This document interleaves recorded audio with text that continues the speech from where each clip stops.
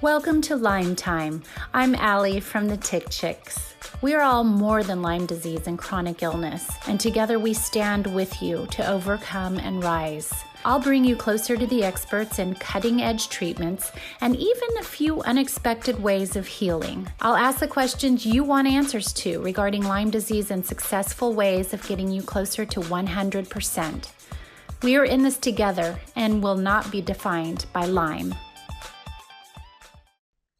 Today on Lyme Time, I am thrilled to welcome Tick Report Education Director Paul Killinger and Bug Bite Thing founder and CEO Kelly Higney. And I have both of them at the same time. They're doing great things together, and I'm so excited to talk to both. I'm going to read a little bit more about Paul first, and then about Kelly, and then we'll get into it. But welcome to Paul and Kelly. Thank you so much for having us. Of course. Excited to be here. I'm excited, and I really am very, very interested in what you and Paul have to say. I understand that this is Paul's 18th year of doing tick research and testing, so let's get into it. Let me tell you a little bit about Paul first on Lyme Time. Paul Killinger is the education director at Tick Report, based in Western Massachusetts. His background as a teacher first brought him to the lab in 2018 to support Tick Report's outreach and education mission. His job is to translate the Tick Report lab's work to a general audience and help people to ground and equip themselves with reliable information as they navigate the stress that follows a tick bite, and also to provide transparency about what researchers are still learning about ticks and the illnesses they cause. He received his BA from Luther College and his MA from Western Illinois University.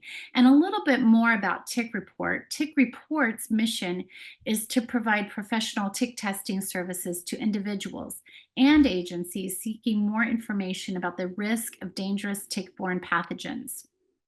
The company has developed a battery of tests through the years of research on disease-causing microbes and ticks, and they constantly work to expand and refine those pathogen tests as new threats emerge. Since 2006, the service has grown to serve a nationwide and global audience and publishes testing data in real time on the tickreport.com statistics page. Its national tick surveillance program continues to grow through word of mouth and public health partnerships to provide reliable and transparent analysis that supports health outcomes for those bitten by ticks. And a little bit about Kelly. And if anybody doesn't know this, she has appeared on one other episode of Lyme Time. But Kelly is the founder and CEO of Bug Bite Thing. I'll show you some examples of Bug Bite Thing for those on YouTube. In 2013, Higney's family relocated from San Diego, California to South Florida.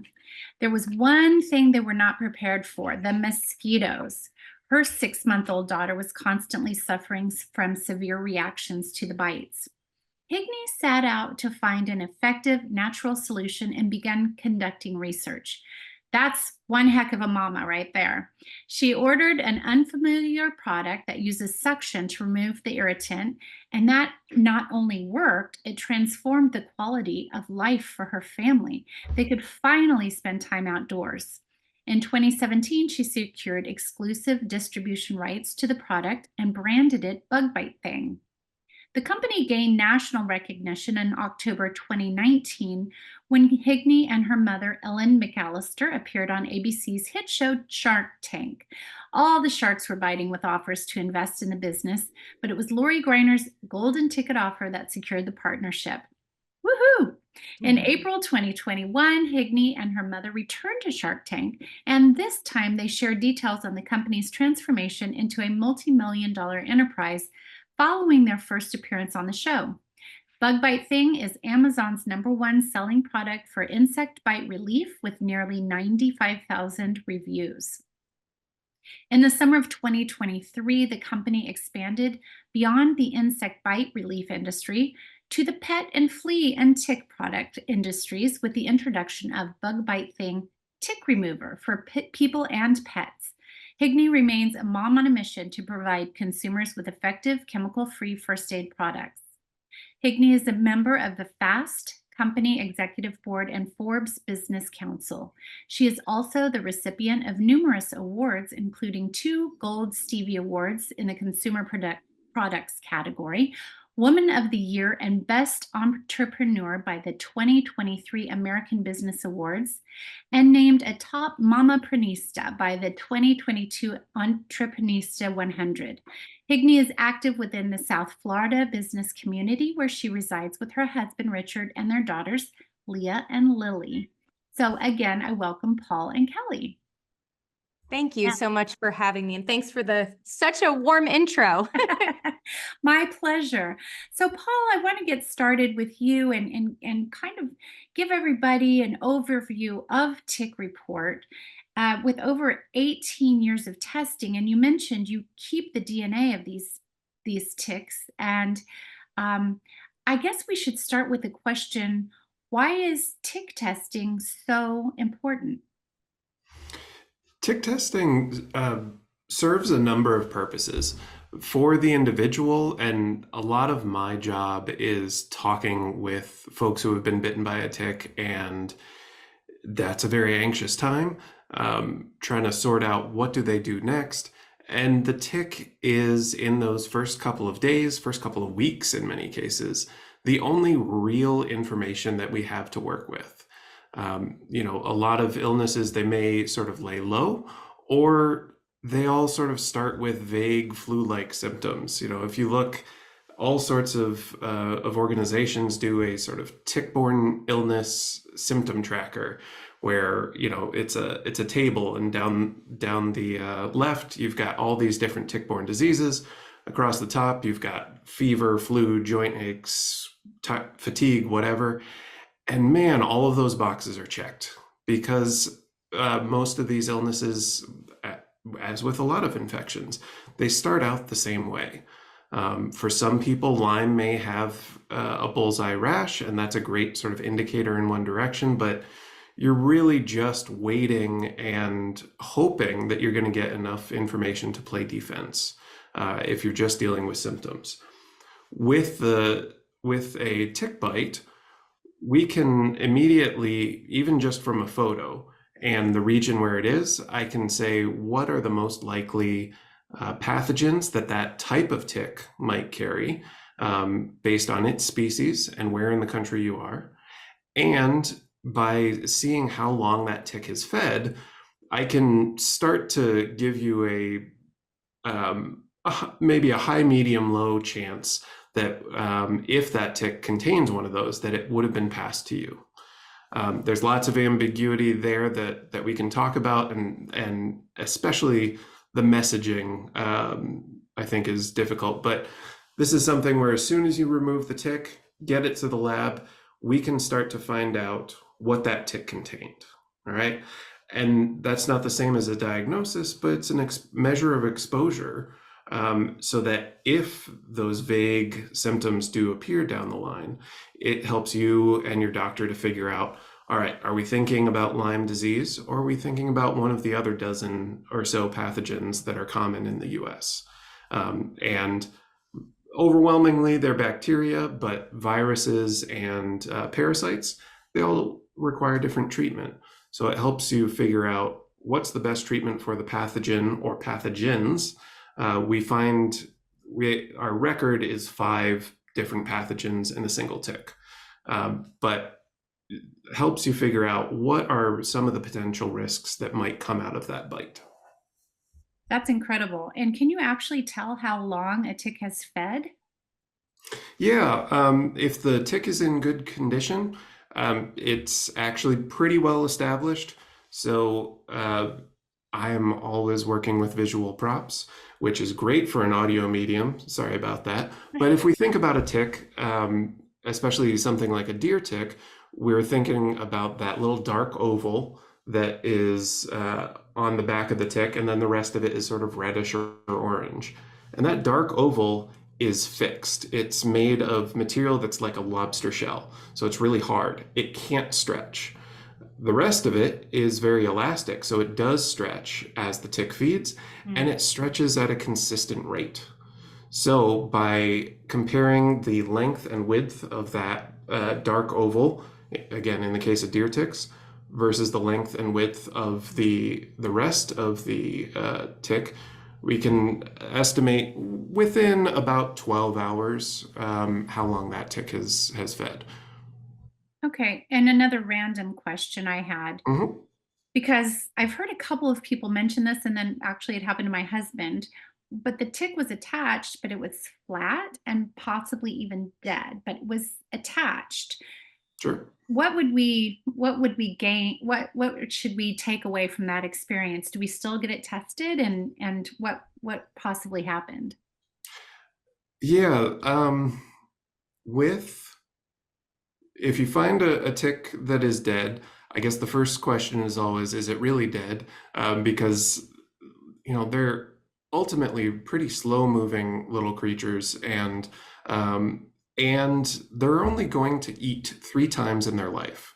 So they may live for 2 years, but they're only going to eat or drink 3 times, which means that they have to be very efficient with their energy, right? So they might be sort of playing possum. But if it was dead, usually my first questions are, do you have a dog that is using a flea and tick preventative that the tick might have been exposed to, and then it got passed to you? It sort of survived long enough to bite and then get attached, but it had already gotten a lethal dose. Or it could be that you use something like permethrin spray on your shoes or clothing, and same sort of thing there. The tick was crawling across you, it got a lethal dose, but it had a chance to attach. And once the tick is bitten, it's going to be there until it's removed, because it's got that little kind of harpoon with a bunch of hooks on it.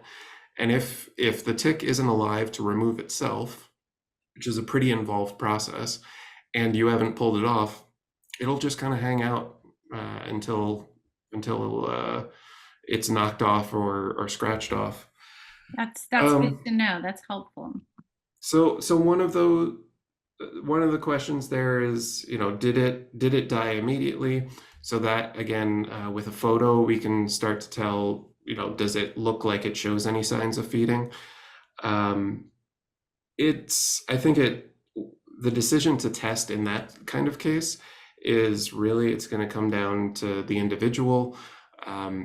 For the most part, if a tick has died within the first hour or so of attachment, it probably presents a pretty low risk of transmission. The risk isn't zero, especially if you're in an area with viruses like Powassan virus, which can conceivably transmit in less than an hour. So the risk is very, very low, and I think it just comes down to the person. What sort of odds am I comfortable with? Sure. Once the tick is sent to you and you do the testing, let's say somebody gets the results, but they haven't had symptoms yet, but then 3 or 4 months go by and they start having neurological symptoms or something like that, gross motor skills. Could somebody call you, and could you retrieve that particular information again and help them out with that? Sure. Okay. Yeah. I mean, the reports are kept kind of online and accessible through a secure link that's sent to you forever. And sometimes you can't find the email or you forget how to get there. And we regularly have folks who have tested a tick in 2007, and they say, I'm sure you don't have that anymore. But is there any chance we could find a record? I will send the record right out to them. I think it's partly a thing with a lot of science labs. We don't throw anything away. Right. We've still got the actual DNA and RNA from that tick from 2007.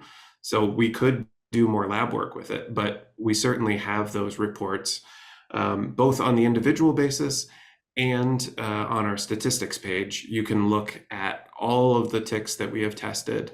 I think we're at about 115,000 overall that actually appear on the stats page, which means that they have all of the information, including the location data. If we don't know for sure where a tick came from, then we don't have it posted there. That's incredible. That's incredible library that you have at your fingertips. I don't know. I never thought I'd get so excited about talking about ticks, but here we are.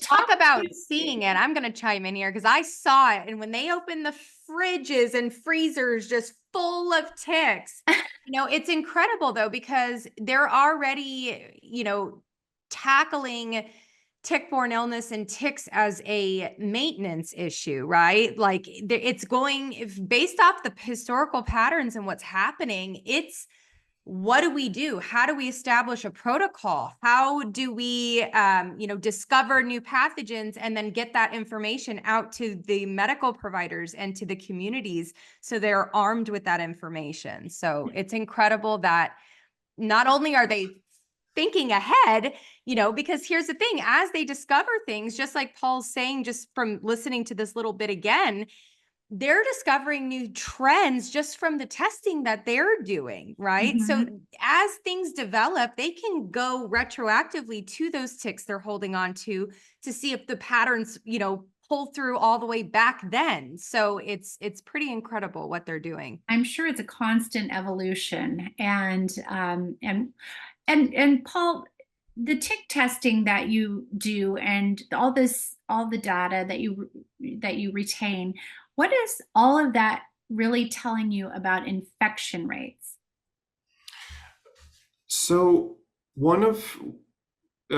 I think what it tells me is actually good news in some ways, where so we test ticks from all 50 states plus DC, and right now I think we're at about 26 other countries.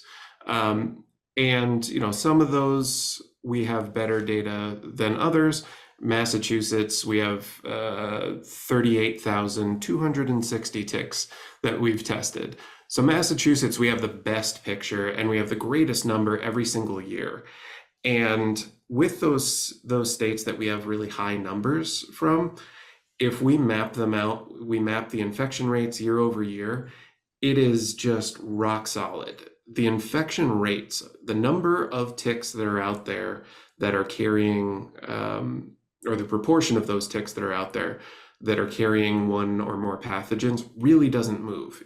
Even if I'm zooming in on individual pathogens, if we have that data going back and it's enough numbers to be significant to make a statistician happy, those infection rates really aren't moving. So every time I see a news story about an emerging disease or new pathogens being found in an area, more often than not, if I'm looking at my data, it's been there since 2011 and it hasn't moved. The needle has not moved.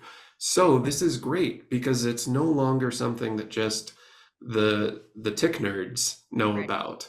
That information is getting out to doctors and their patients, and those illnesses are being identified correctly, and they're being reported sort of up the chain, so that it's getting the attention that it should have been getting for 14 years. Okay, great. That's good to know. Yeah, because we often hear about the headlines and we think, oh my gosh, something new is out there and it's it's widespread and all of that. But really, what they're doing is just confirming that perhaps it's a smaller portion of the people getting infected, but they're raising awareness by even just basically responding as though it's a new thing. And that's still a win for me. If Sure. they get it in front of a single new reader, that is moving, kind of moving the needle for everybody. So those stories, I don't, like I said, it's not always aligning exactly with what we're seeing in the data, but every one of those stories is doing a good deed by just raising the attention on that pathogen. I can chime in on this from my standpoint as well, because we have just customers of ours thinking that Lyme disease is the only thing and only risk they have when they're exposed to a tick. That couldn't be further for the truth. So to add to Paul's point, one article in front of one person for them to realize it could be carrying something else they need to have a heads up on is progress, right? I think it's important that people understand that a tick can carry much, much more than Lyme disease. And this is where Paul is really key to all of us, because many of them have symptoms that present even worse than what you might have with Borrelia. And although a lot of those are co-infections that can be resolved, a person needs to know, if I have 3 things going on with one tick bite, what should I target first? And I think tick testing is really important, because they can, instead of spending $2,000 figuring out what's now in their blood, they can spend, and you'll tell me what it costs to test the tick, but if they're lucky enough to be able to test the tick, they can work with those 3 things with their doctors immediately They and can get have a head start. confirmation what that tick was carrying. So at least it narrows it down. I mean, people don't even in our community, where the education needs to come in and further, is hold on to that tick. So people aren't ready to immediately invest in tick testing. Well, they can do 2 things first. They can take an image of it and send it off to a tick expert to get it read. That is a free service available in multiple places. That can Including give you through our lab. exactly. I look at a couple thousand photos a year, and I'm happy to just sort of be a little bit nerdy about what you encountered, whether you're going to test it or not. It almost helps with your research efforts as well. You're seeing more and more from all around and how people Right. are interpreting things. So, all of this is part of it, but you can identify the tick to give yourself peace of mind. If you feel like you're at low risk, but there is still susceptibility, hold on to the tick, right? And if you come down with anything and you don't have an MD that's willing to treat, or something just seems off, you can send it in and get a confirmation, at least what that tick was carrying, to see if those symptoms align. And then you and your medical provider can work together to come up with the right treatment plan. It's funny. I have 2 ticks in Ziploc bags right now as we speak. They were from June, not taken off me, but a family member. And so far, so good, and no symptoms or anything else. But if I ever need to go back to that, and if we start having issues, even if it's a year down the road, maybe they get a 3rd tick bite, and then everything's triggered, we can figure out and go You have a on down the timeline, road and see right? exactly what happened. So let's talk about testing in different states. Do different states have different regulations? How are they changing, or is it one test, one thing, one size fits all? Obviously, they're different It, because they have different endemic, I can chime in different from some of this from co-infections. just my standpoint, and then Paul can piggyback off of me. So yeah. to be honest with you, we got in the tick space because of our own community, like we talked about on our last podcast.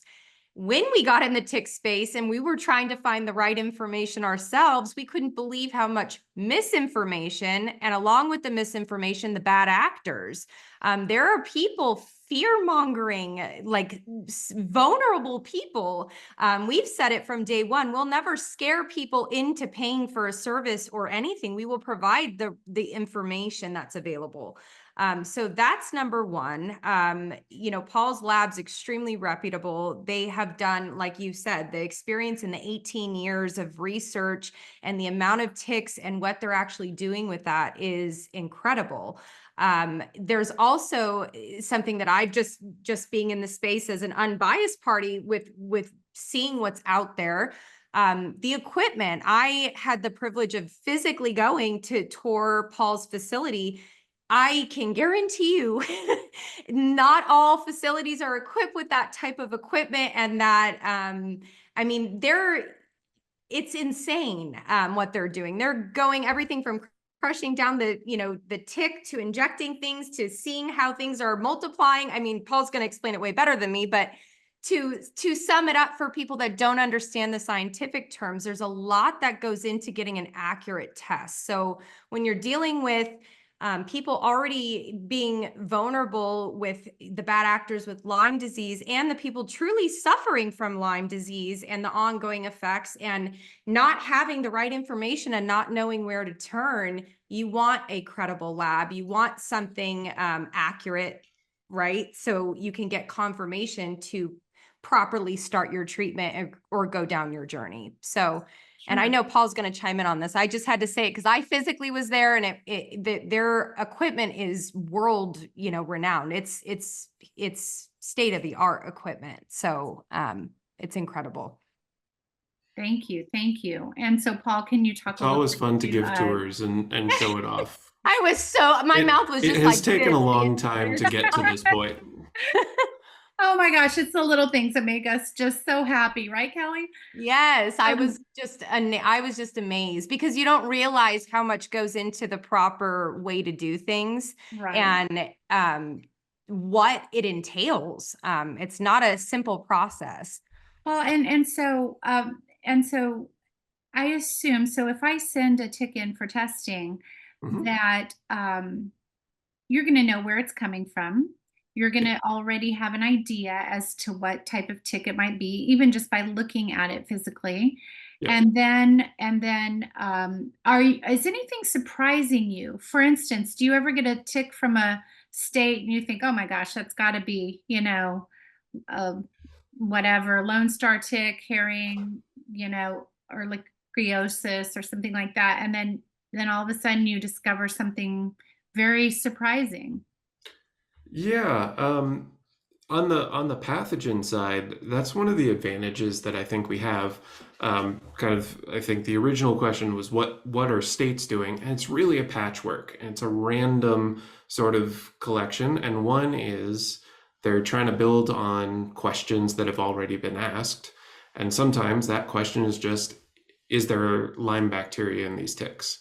And so they're not asking beyond that.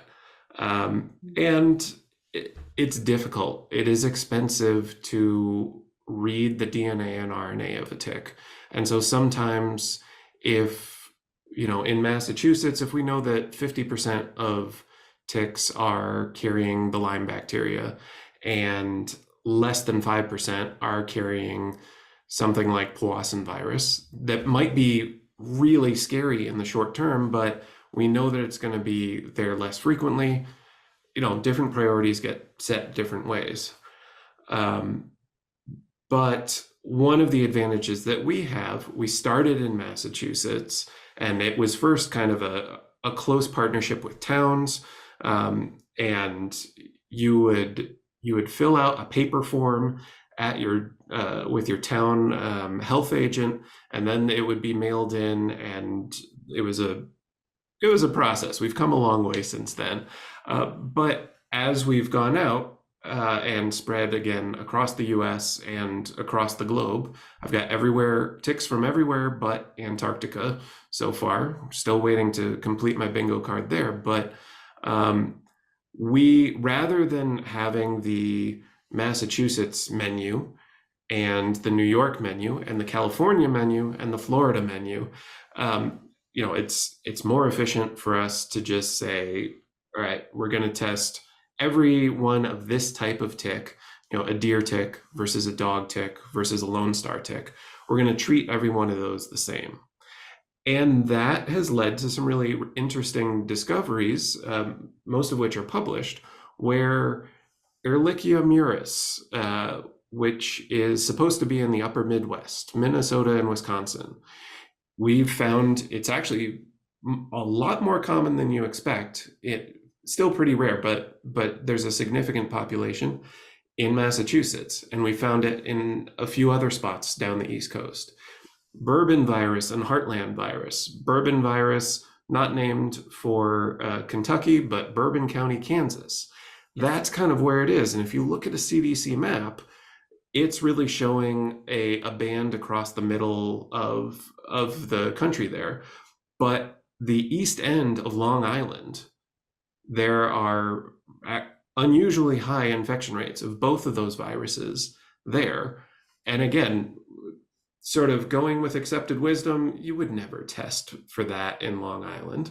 Sure. And so it is something that we have found pathogens in places that they aren't supposed to be, according to sort of commonly held beliefs. And I mean, for me, it also tells us a lot about tick ecology, tick pathogen ecology, and I suspect what we're doing to help it along, unfortunately, where a lot of these anomalies show up in high tourism areas. And so it's where you have a lot of people coming from where those pathogens are better established, and they're coming in many cases, they're probably coming in with their dogs. And I'm absolutely a dog lover, and they're great tick magnets, and they can hold on to them on road trips and and drop them in new places. Well, it's interesting because a lot of people did do that. So many people during the pandemic took to their cars and started exploring different parts of the country with their animals. And, that's exactly, just takes a few, right, to get going somewhere else. I always think it's such a misconception. People say, oh, I'm in Colorado, so I must be getting Rocky Mountain spotted fever or something like that, or the Lone Star tick. That's what I had. And I was states away from Texas. The ticks are named certain things, and it doesn't necessarily correlate with where they're located and what they're really doing. And they could be carrying more than one thing. That's what people still don't realize, right? Yes, and they could be carrying things that are much I don't want to say worse than Lyme disease, but just so confusing, like alpha-gal, for instance. It's really becoming this thing where people, luckily it can probably be diagnosed faster than Lyme disease because of the way the symptoms present. But it's a new thing that people have absolutely no knowledge about. And again, Paul, it's probably not new. It's probably been around for 20 years. But that's something that are you seeing a rise with alpha-gal? It's certainly being reported, yeah. And I think that again, that again that's a good thing. Where Scott Commons at UNC Chapel Hill, if I want an expert on alpha-gal, I'm always trying to see what Scott is doing. And so he's been working on it for years and years. And it's not really until I would say the last 4 or 5 years that I really start to see it outside of my job and the circles that I'm in because of the job. And that's great. It's adding to the list of possibilities that doctors are maybe going to look at. That I think is, as Kelly was saying earlier, that one of the big benefits with tick testing is that we can sort of be on the front lines if there's a new emerging pathogen. And with that archive of the extracted DNA, we can, if a new pathogen emerges, we can sort of retrace its steps. But to me, another really important mission, certainly for me personally, is not necessarily always just finding something that's completely new, but trying to get the word out about what is well established. California is a great example of a state where sort of common messaging for years and years seems to be, we don't have Lyme bacteria here. You can't pick up ticks. You don't have Lyme disease because it's not here. Number one, you don't have to get Lyme disease in your backyard. And if you travel at all, but the symptoms say it, like, we need to consider it. But there's plenty of Lyme bacteria in California. And California is one of the top 10 states that we receive ticks from. and again, very steady rates of Lyme bacteria. What's interesting, so my hope is to try to reverse some of that narrative of we don't have Lyme here, and also add the question or change the question to rather than saying, is there Lyme here? The question is, what tick-borne illnesses are here, wherever here may be? Because there's lots of these ticks and pathogens that are well established and have been for decades. And for some reason, they are just, the word has not gotten out. And so if the word has not gotten out, it hasn't filtered down to individual healthcare providers, and that doesn't do anything for individual health outcomes. Well, So I trying feel to like I'm the establish. poster child for California because I was here and having major symptoms for years and going from doctor to doctor to doctor, and nobody really bothered asking where I had been traveling to, Right. which was the northern eastern coast. And anyway, that Yeah. is part of my story, and it's a very real thing. It's just not on people's radars still out Yeah. here. Tell me real quick, what is the cost of tick testing with Tick Report? We have a couple different levels of testing that range from $50 to $100 to $200 per Okay. sample.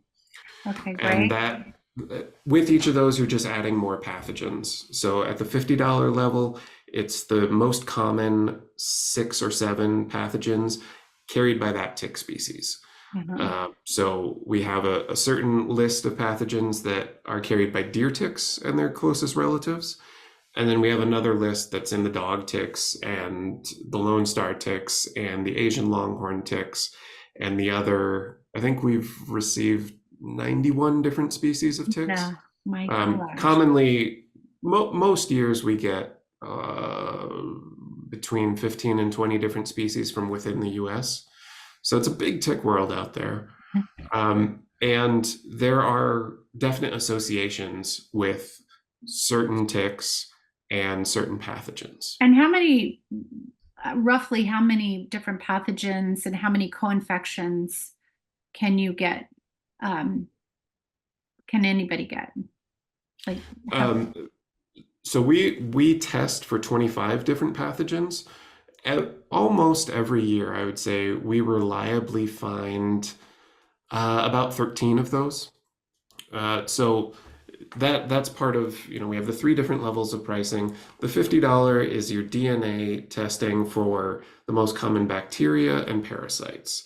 Parasites like Babesia microti, which is one of the common pathogens carried by the deer tick, and not treated by antibiotics. So that's something that I always want to get on folks' radar. At the $100 level, we're adding RNA testing for viruses. RNA is much more difficult to work with. It requires its own materials, its own machine settings. It needs to be babied along, so all the viruses are kind of off by themselves. And then at that top $200 level, we have a few pathogens that we're still kind of wondering about, plus everything from the other column. So we'll test the deer tick for all of the Lone Star tick common pathogens or all the dog tick common pathogens. That $200 level, we do all 25 pathogens that we offer. and how long does it take somebody to get results? It is guaranteed within 3 business days of us receiving the tick, but typically year round, it's about 1 business day. Okay, great. And Kelly, I want to talk to you a bit about bug bite thing. And so here we have this suction tool, which I used both of these over the summer, and that's how I collected those 2 ticks I just talked about in the Ziploc bag. And what was interesting, I did use this, even though it's For mosquito not, bites. it's for mosquito bites, but I Yep. still applied it to the tick bite after it was removed. Yep. And when I tell you that the inflamed area within hours was completely flat and not red anymore, which I find miraculous. So I'm so excited, and obviously, these are just very easy, affordable things that you can have in your boat, in your car, in your purse, anywhere you go. But I wanted to know, how did you two get connected? Yeah, so Paul and I met. So just kind of to piggyback what you just said, our own community started using our suction tool, which is made for bees and wasps and ants and mosquitoes. Um, and they started using it on ticks, and they started removing ticks with it. And I said, no, I said, we're not a tick remover. So that's what prompted me to start doing research on ticks and how to properly remove ticks. Our community continued to use it for the same reasons that you said. It was helping with the inflammation after. They were getting better relief using it versus not using it. So that prompted us to start researching.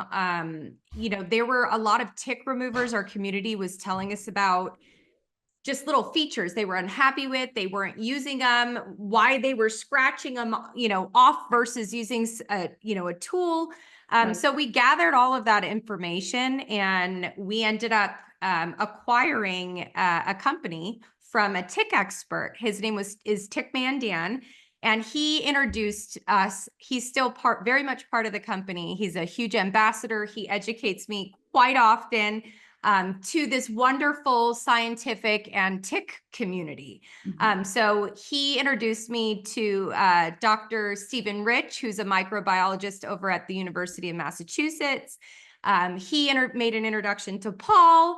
And we had our Guardians Against Ticks kickoff, which we talked about a little bit on our last podcast. But as a quick refresher, because of all the misinformation just in my own community, I wanted to make sure I had the proper information to be educating people. It wasn't about selling a product. I had people putting themselves at greater risk because they just didn't know. Same stuff like we're talking about now. They thought ticks can only carry one pathogen. They test negative, so they move on, but they swear they got sick from that tick, but they're not experiencing similar symptoms as Lyme, so they don't even know what to do. So that began, us reaching out to tick experts and seeing who wanted to be a part of our Guardians Against Ticks program, which really is just for the communities. It's for the public. It's a group of all of, people in their own world doing amazing, incredible things. And us as Bug Bite Thing and having our community, we're gathering the information, just like Paul said, to provide, to make an impact so people start having the proper tools and the right narrative to be providing to their MDs, to be educating, to start the conversations again. Just in our own community, like we're just now scratching the surface of teaching people that the different life stages of a tick can have an impact on your susceptibility, and different seasons. People think ticks die at certain times. There's just a lot of education that still needs to happen. So I feel very honored that they chose to be a part of our program, and they're providing us with the proper information so we can stay to our roots and be ethical by providing the scientific and proof and what people are seeing directly from the experts. Well, we are lucky to have you out there. I feel as though these tools should be in every kid's backpack as they go off to camp, and every golfer's golf bag, and every Thank you. hunter's, you know, We have an amazing backpack. community, and it's growing so fast by word of mouth. And I think it's just because we stay transparent. I started this company because my daughter was suffering. I am not the original inventor of the product. I'm the original inventor of the brand. And the brand comes with my community who are asking me for 10 more products. And they are my biggest cheerleaders, and they trust us. And so by providing them with the right information, they will continue to spread that, and hopefully all of us together can actually make a difference and an impact. I have another question that I get asked a little bit, and that is, if does it matter how long a tick was actually attached to the body in terms of pathogen load and viral load? Maybe Paul, can you talk? Yeah. Yes, Paul, answer this because I have a good piggyback thing off of this Okay, too. good. Yeah, absolutely, it does. The general truth is that the longer a tick is attached, the more likely it is to transmit and to transmit enough to cause infection.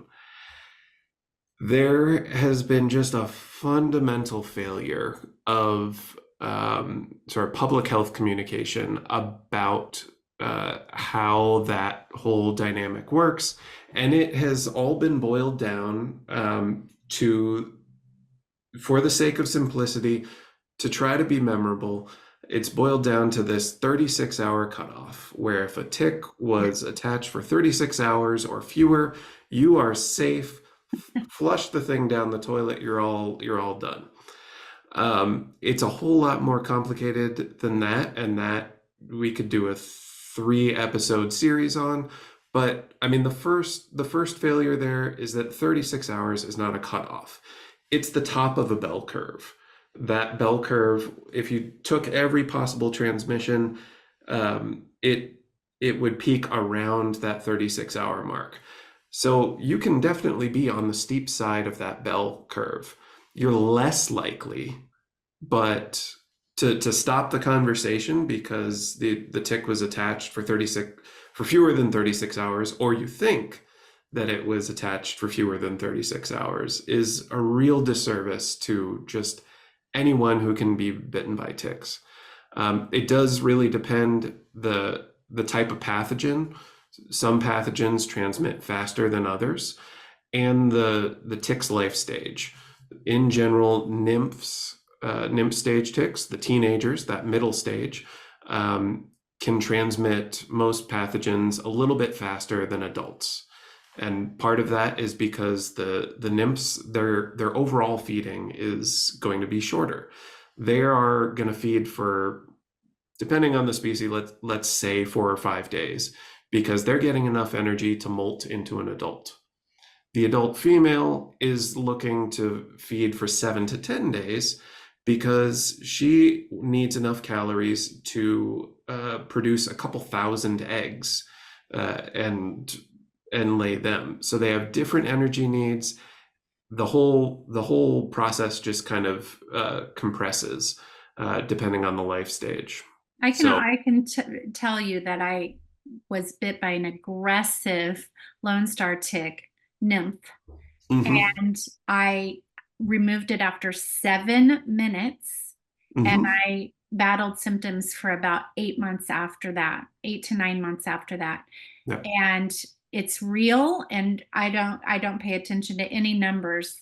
And what would you tell somebody who said their doctor told them Lyme disease does not exist in our state? I haven't met that state. They're just, the surveillance data really doesn't support that. The only states that we have not gotten a Lyme bacteria positive tick from are ones where we just have a very low reach. Any state that we have gotten 300, I think this is pretty good.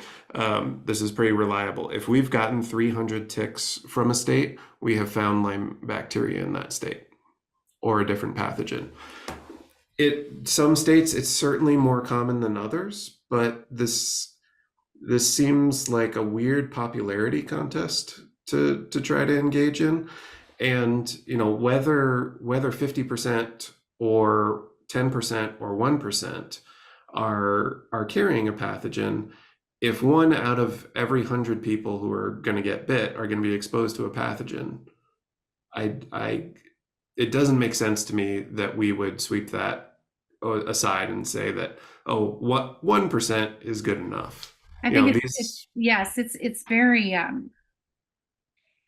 it's very disheartening to hear a doctor dismiss people's symptoms and say, well, Lyme disease doesn't exist there. Maybe it doesn't, and maybe it's not common, but also, as you just said, there's 25 other plus pathogens that they could be carrying. And so they're really just they're throwing the baby out with the And that's where bathwater, so to tick speak. testing, I've been saying it just, just since we've been involved in this, um, it gives the person who was actually affected the evidence they need, right? You can't dispute a positive test from, what that tick was carrying. So there's evidence there that now you have to empower yourself to say, this is what, bit me. This is how long it was attached for. This is the area I was at. This is what that tick was carrying in its belly. And these are the symptoms I'm having. So that is to me a huge, upper hand for the people that are suffering in silence to be able to have that evidence, I guess, especially when all the until there's more education, until the medical communities are all trained at the same level, or until we can make that medical protocol, nationwide, where everybody is adhering to it and we're making enough impact. At least let's provide the communities their own way to have evidence to at least know what and where to turn to. That's right. And I know. love that about your message, Kelly, because put it, give the people as much ammunition as possible to do it themselves if their doctor's not going to do it, or Right. pay attention to that. And Paul, one last question for you. What percentage of the ticks that are turned into you have no pathogens? Great question. Mm. Yeah, that is a tough question, because if you take all of the ticks all together, the number that are clean is actually pretty high. It's much easier to talk with specific states, in the Northeast, any Massachusetts or any state that borders it, and going out a little bit, that is some of the worst area in the country for tick-borne pathogens. It's not the only area, and it doesn't make the rest of the country less. It's the worst area. Okay. And at the adult stage, 50% of the ticks are going to be clean. Mhm. That's just kind of the way that it works. And a lot of it comes down to a lottery of what animals do they feed on in their younger stages. If you had a tick that, if I hatched a tick from an egg and I let it feed on me, number one, that's a bad idea. I'd be pretty strange. But ticks, it's almost impossible for ticks to pick up pathogens from us as humans. We're bad carriers of the diseases. Even if I'm, actively symptomatic with 11 different tick-borne diseases, it just doesn't work very well. They don't pick it up from us. So if they fed on us or dogs or deer, for the most part, those ticks just don't get infected. In a lot of the rest of the country, 80% or more of the ticks in the state are going to be clean. But yeah, again, to me, I don't really see a tipping point where we stop considering the possibility. Yeah, I mostly get that question from parents whose babies have just been bitten, and they are in sheer panic, and the baby can't tell them if they're having symptoms or not. And, it's one of those things. And I always encourage people to test anyway, of course, just for peace of mind, as opposed to putting their baby through a lot of blood work and things like that. Well, But young children get a fever just because it's a Wednesday. Right. Symptoms Stomach are bugs. so difficult. yes. So it is something, and that, again, that's a big part of my job. Email, chat, phone, people who have parents who have found a tick and they're really worried. So a lot of my job is really just to try to give some context and talk folks down from sort of peak anxiety. And also, I think a big message, this is something that complicates that feeding status. A lot of the time I do think people consistently underestimate the amount of time that a tick is fed, partly because we sort of attach a a moral value to it or something. It's not a failure of hygiene. It's not a failure as a parent that a tick found your child. Like, ticks have been around for millennia because they're incredibly good at what they do, They're and sneaky. they're just so difficult to find. So a lot of it is also just talking with folks and saying, you're okay and you're doing okay. You're doing the right things. This is not a failure. Right. And don't panic. Yeah. Don't No, panic. and that's what I was going to say. That's where the medical protocol comes in. It should be a standard to do your tick checks. It should be a standard to properly remove a tick. Paul, I was going to piggyback off that. When I was in Paul's office, he was able to show me where people were removing ticks with everyday household tweezers, and they're squeezing. Paul, you can add to this. They're squeezing in the wrong spot. Sure. Yeah, and or doing, I think you've talked about here Twisting, using Vaseline or whatever, and Essential oils. yeah, I hear that a lot too. trying to get to it to me, back out, lighting a yeah, match. But And I so think Paul it's important we say and announce it right here and right now. All of those things that we just mentioned help the tick regurgitate things back into your bloodstream. So you're actually potentially making it far worse by removing it the wrong way. And this not is want to agitate a tick further, right? no, Get and simple very, removal. very, very smart to use the bug bite thing, tick remover, in the proper way, because they come out easily. It's very non-dramatic. There's no blood that goes gushing. They seem to be happy because they're still alive when you pull them Yeah. out, and you've removed them properly, and you're not leaving the head back in there. So first I want to hear from Paul. Paul, how can somebody reach you or send the tick in to your lab? the process always starts with just visiting tickreport.com. Try to keep it very simple there. And again, whether you've been bitten by a tick or not, that's a great place to go because you can view our stats page, which, again, every tick that we tested today, those results are already on there. And you can filter by date and state and species, or even your zip code. You can put in your zip code and say, and a few species, and say, what have Amblyomma americanum Lone Star ticks from my zip code tested positive for? And we're always there to answer questions again. So there's more reasons to visit than you're ready to test a tick. But you go there, you order, you set up an order, you're assigned a 6-digit sample ID number, and you just write that on that bag or whatever container the tick's in, and you mail it our way. Wonderful, wonderful. And Kelly, any parting words for our listeners from you as a mom that really, something as simple as a tool changed the quality of your family's life? What can you tell our warriors out there, and where can they find your products? I'll tell the warriors out there, because I'm seeing more and more being recruited into our community from each other. Hang on, because there are good people out there doing research like Paul, and there's universities, Dr. Stephen Rich, they're doing with his new VAC program. They're doing incredible things to try to find solutions.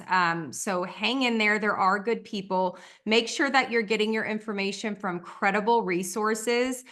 You can find them. We have a Guardians Against Ticks page on our website, bugbitething.com, where you can find Paul's information, other resources. We're Global Lyme Alliance, who was on your last podcast, GLA. They're a part of our Guardians Against Ticks program. So we've got some of the best tick experts in the world a part of our program. So that's a great place to start for resources. Lots of free resources there. And just like Paul said, we're also available. We're a real company out of Port St. Lucie, Florida. Our team is dedicated to educating people about proper protocols, and provide first aid tools that are chemical free and safe for the entire family. So reach out to us as well. We're always happy to hear from your community, from anybody that's dealing with this. Thank you so much, both of you. If anybody wants to test at Tick, please send it to Tick Report. I think they're the best in the business. They're really just have a wealth of information from many years to testing ticks. And if you are a human being that does anything outside, you need at least 3 of these in your possession. And like I said, put the tools in different locations, because the sooner you get the tick out. I was on a boat recently and saw a tick attached to to a family member, and I said, okay, now we've got to wait till we get home to get the tool to remove it the right way. And that's what happened to me. But now I have one on my boat. So get 3 or 4 of these things at the same time. And thank you all so much. And to all of our Lyme warriors out there, we're working behind the scenes. People like Paul and Kelly are dedicated to making life a little bit easier for you, making it easier for the next generation. Thanks again for joining me on Lyme Time. Thank you.